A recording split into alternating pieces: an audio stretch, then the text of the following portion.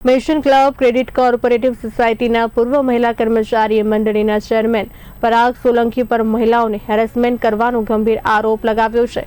પૂર્વ મહિલા કર્મચારીનો આક્ષેપ છે કે લોન ન લીધી હોવા છતાં ચેરમેન દ્વારા પરેશાન કરવામાં આવે છે।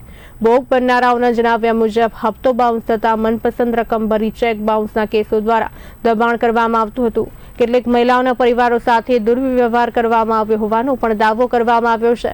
મહિલા કર્મચારીઓને હેરાન કરવામાં ન ફક્ત ચેરમેન પરંતુ તેમના પત્ની તેમના પુત્ર પર પણ ગંભીર આક્ષેપ પૂર્વ મહિલા કર્મચારી કરતા ચર્ચાનો વિષય બન્યો છે। મહિલા કર્મચારી આ મામલે ચેરમેન સહિત તેમને હેરાન કરનાર માટે કલેક્ટર અને પોલીસને રજૂઆત કરી હતી।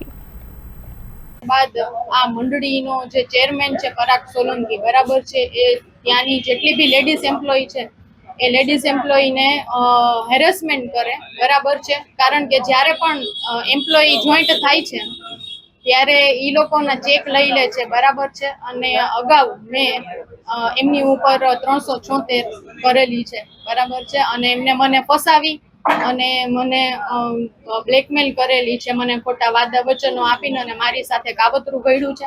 આની પહેલા પણ બીજી અનેક છોકરીઓ સાથેના રિલેશન હતા અને હજી છે પણ, એની વાઈફ પણ છે ને 2 છોકરા પણ છે। અને હાલ મને હેરાન પરેશાન કરવા માટે અલગ અલગ જગ્યાએ મારા ચેક નાખે છે। એક પણ પ્રકારની લોન લીધેલી નથી કે કાંઈ છે નહીં, છતાં પણ હેરાન પરેશાન કરે છે એ વ્યક્તિ। અને હાલ પણ રજિસ્ટ્રારમાં લવાદ કોર્ટમાં બધા એને ઓળખીતા છે એટલે કોઈ એનું કાંઈ બગાડી શકતું નથી।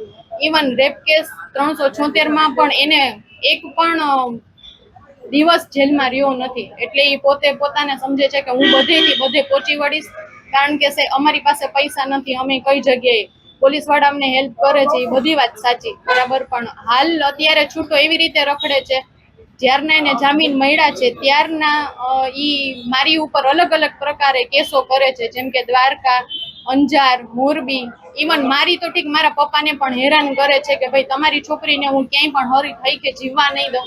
અને આવી રીતે મારી જેમ બીજી અનેક છોકરીઓ ઉપર કેસ કરેલા છે